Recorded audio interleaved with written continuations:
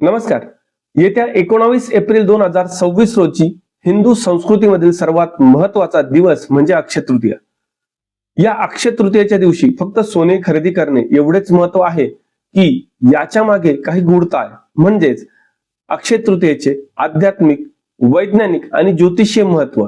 तसेच याच दिवशी आपण एखादा उपाय केला तर आपल्या आयुष्यात येणाऱ्या अडचणींची वर्षभरातून मुक्तता होऊ शकते. अशा सर्व गोष्टी जाणून घेण्यासाठी आपल्या या विशेष व्हिडिओला नक्की आपण संपूर्ण बघावा. तसेच अशा नवनवीन गोष्टींसाठी आणि संकल्पनांसाठी आपण आपल्या या लाडक्या श्रीशास्त्र चॅनलला लाईक करायला, शेअर करायला आणि सबस्क्राईब करायला अजिबात विसरू नका. चला तर मग जाणून घेऊया अक्षय तृतीयेचं आध्यात्मिक, वैज्ञानिक आणि ज्योतिषीय महत्व.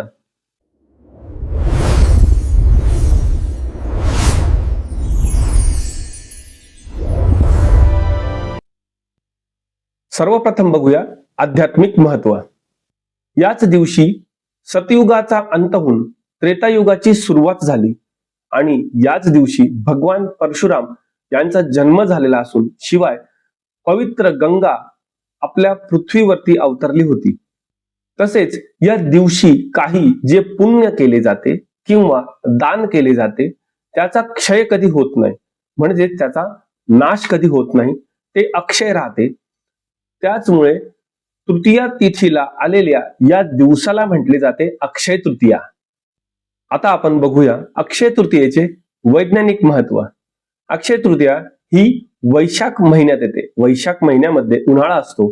उन्हाळ्यामध्ये सूर्याचा प्रकोप हा सर्वात अधिक असतो. त्यामुळे वातावरण उष्ण असून तहानलेल्यांना पाण्याची अत्यंत आवश्यकता असते. त्याचमुळे या दिवशी पाण्याने भरलेला माठ म्हणजे उदकुंभ हे दान करण्याची प्रथा आहे.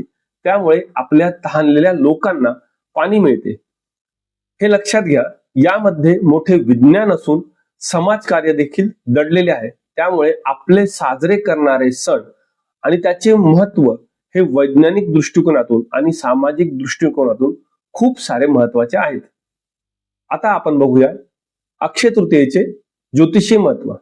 अक्षय तृतीया ही ज्योतिषीय दृष्टिकोनातून मुहूर्ताच्या बाबतीत बोलायला गेलं तर 3.5 मुहूर्तांपैकी पूर्ण असलेला मुहूर्त आहे.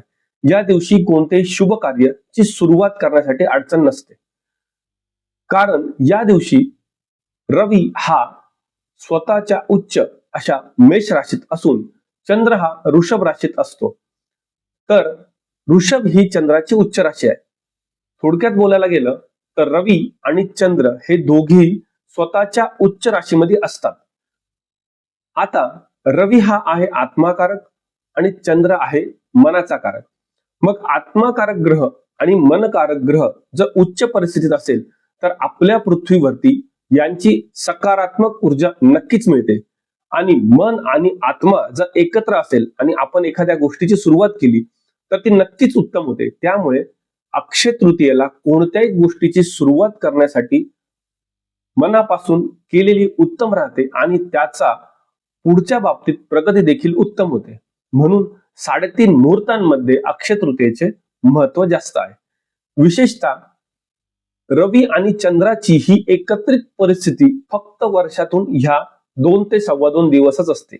या व्यतिरिक्त वर्षभरामध्ये हे दोघी एकत्रित उच्च राशीत पुन्हा येत नाहीत.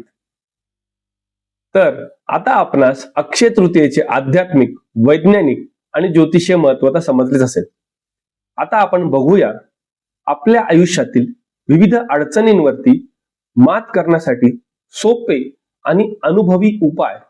ज्या उपायांमुळे आपल्या आयुष्यातील अडचणी नक्कीच मार्गस्थ होतील आणि अडचणींवरती आपण नक्की मात करू शकाल. त्यामुळे अक्षय तृतीयेला हे उपाय नक्कीच करावे. चला तर मग वही व पेन घ्या आणि आपल्या अडचणींसाठी आपण कोणते उपाय केले पाहिजे हे बघूया. परंतु आपला हा पूर्ण व्हिडिओ नक्कीच बघा आणि आपल्या चॅनलला लाईक करायला, शेअर करायला आणि सबस्क्राईब करायला विसरू नका. व्हिडिओ थोडा मोठा होतोय परंतु नक्की बघा, त्याचा उपयोग आपणास नक्कीच होईल. सर्वप्रथम नोकरी आणि व्यवसायातील अडचणींसाठी उपाय. व्यवसायाच्या किंवा नोकरीच्या ठिकाणी आपण एक लाल रंगाच्या कपड्यामध्ये थोडे धने आणि 1 रुपयाचे नाणे बांधून ठेवावे. तसेच आपण लक्ष्मी आणि नारायणाला पिवळ्या रंगाची फुले नक्कीच व्हावी.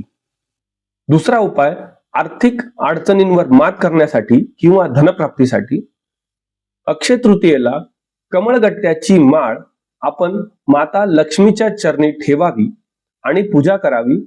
पूजन पूर्ण झाल्यानंतर ती माळ लाल कपड्यात बांधून आपल्या तिजोरीमध्ये ठेवावी. त्याने आपली धनसंपत्ती नक्कीच अक्षय असेल.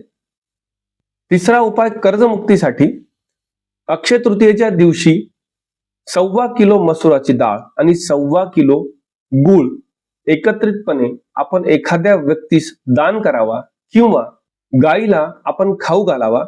हा उपाय केल्याने मंगळ ग्रहाची कृपा होऊन आपल्या डोक्यावरील कर्जाचा डोंगर नक्कीच हळूहळू कमी होईल. चौथा उपाय, वैवाहिक जीवनातील अडचणी दूर करण्यासाठी अक्षय तृतीयेच्या दिवशी नवरा बायकोने एकत्रितपणे माता पार्वती व भगवान शंकर यांचे दर्शन घ्यावे व माता पार्वतीला सौभाग्याचं लेणं म्हणजेच हळद कुंकू, हिरव्या बांगड्या आणि गजरा अर्पण करावा.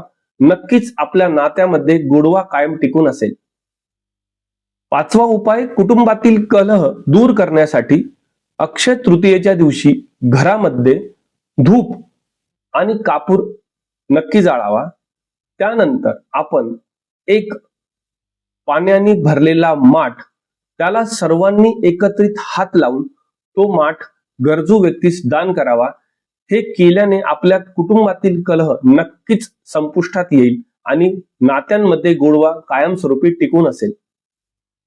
सहावा उपाय, कोणत्याही कार्यामध्ये यश संपादन होण्यासाठी अक्षय तृतीयेला आपण भगवान विष्णूची पूजा निश्चित करावी. भगवान विष्णूला आपण पिवळे वस्त्र, पिवळी फुले आणि केळी नक्कीच अर्पण करावी. पूजन झाल्यानंतर आपण ही केळी गरिबांना किंवा लहान मुलांना वाटून द्यावी.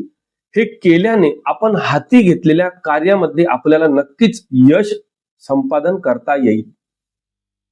सातवा उपाय, संतान प्राप्तीसाठी अक्षय तृतीयेच्या दिवशी आपल्या घरामध्ये जर बाळ गोपाळाची किंवा लड्डू गोपाळाची मूर्ती असेल तर त्यांना पंचामृताने स्नान घालावे आणि लोणी आणि खडी साखरेचा नैवेद्य दाखवावा. हा साधा उपाय आपण मनोभावाने करा. आपल्या मनाची इच्छा नक्कीच पूर्ण होईल. देवावरती आणि स्वतःवरती विश्वास असणे यासाठी अत्यंत आवश्यक आहे. आठवा उपाय, जुने आजार बरे होण्यासाठी किंवा आरोग्याच्या समृद्धीसाठी म्हणता येईल. अक्षय तृतीयेच्या दिवशी जो व्यक्ती आजारी आहे त्याचा हात लावून पाण्याची बाटली, फळे किंवा औषधे नक्कीच दान करावी. परंतु व्यक्तीचा हात लावताना महामृत्युंजय मंत्र 108 वेळेस नक्की म्हणावा. तसेच ज्या वेळेस या गोष्टी आपण गरीब लोकांना किंवा गरजू लोकांना वाटत असाल त्यावेळेस देखील महामृत्युंजय मंत्र सतत स्मरण किंवा त्याचा एखादा ऑडिओ चालू ठेवलेले अत्यंत उत्तम असेल. त्याने व्यक्तीमध्ये नक्कीच चांगला बदल आपणास दिसू शकेल.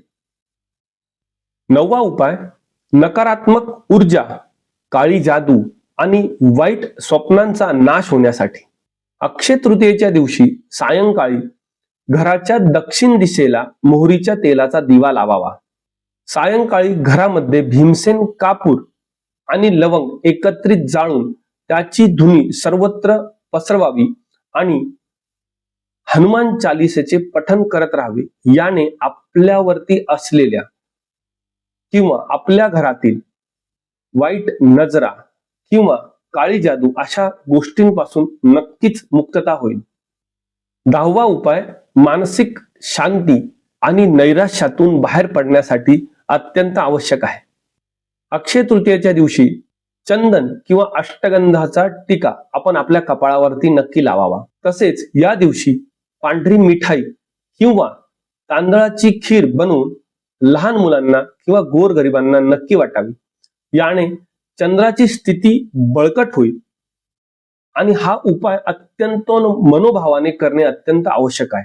आपल्या मनात जर भाव असेल तर देव धावून येतो, हे लक्षात ठेवावे. तसेच अक्षय तृतीयेच्या दिवशी एक चांदीची अंगठी दुधाने धुवून त्यावरती हळद कुंकू टाकून ती अंगठी आपल्या अंगठ्यामध्ये परिधान करावी. त्याने आपल्या आयुष्यातील नैराश्य दूर होण्यास अत्यंत मदत होईल. तर मित्रांनो, हे होते अक्षय तृतीयेचे शक्तिशाली आणि साधे आणि सोपे उपाय, जे करून आपण आपल्या आयुष्यातील अडचणींवरती नक्कीच मात करण्याचा प्रयत्न करू शकतात.